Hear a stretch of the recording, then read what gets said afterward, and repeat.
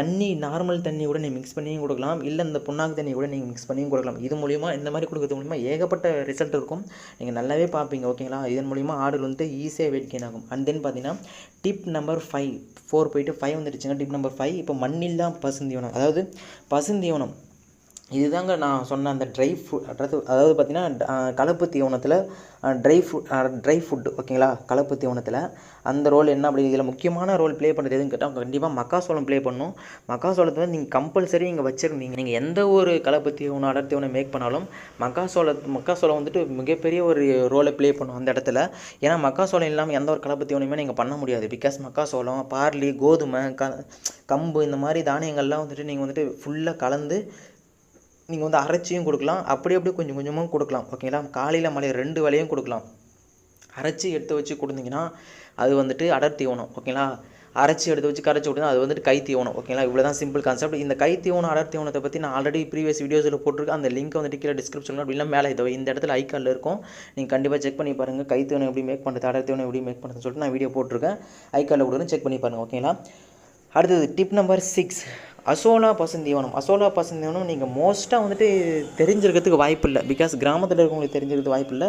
பெரிய ஃபார்ம் வச்சுருக்கவங்க கண்டிப்பாக தெரிஞ்சிருக்கிறதுக்கு வாய்ப்பு இருக்குது. தெரிஞ்சிருக்கவங்களாம் இதை பற்றி நான் இன்டெப்த்தாக வீடியோ போடணும் அப்படின்னா கண்டிப்பாக தனி வீடியோ நான் மேக் பண்ணுறேன். கீழே கமெண்ட் பண்ணுங்கள்.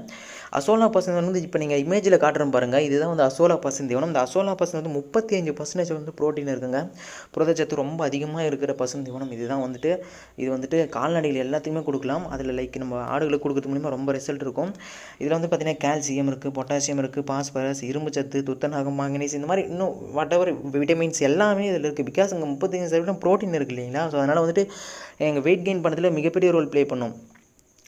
அதனால் வந்துட்டு அசோலா தீவனத்தை வந்து இருக்கிறவங்க யூஸ் பண்ணிக்குவாங்க. இல்லாதவங்க இது வந்துட்டு மேண்டிட்டரி கிடையாது, இது கட்டாயம்லாம் கிடையாது.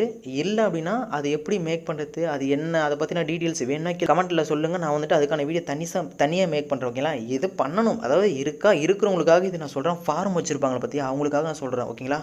அசோலா பசுந்தீவனத்தை வந்து பார்த்திங்கன்னா டெய்லி ஒரு 300 கிராம் டு 500 கிராம் வரைக்கும் நீங்கள் வந்துட்டு காலையில் மாலையில் 2 வேளையுமே நீங்கள் கொடுக்கலாம். ஓகேங்களா?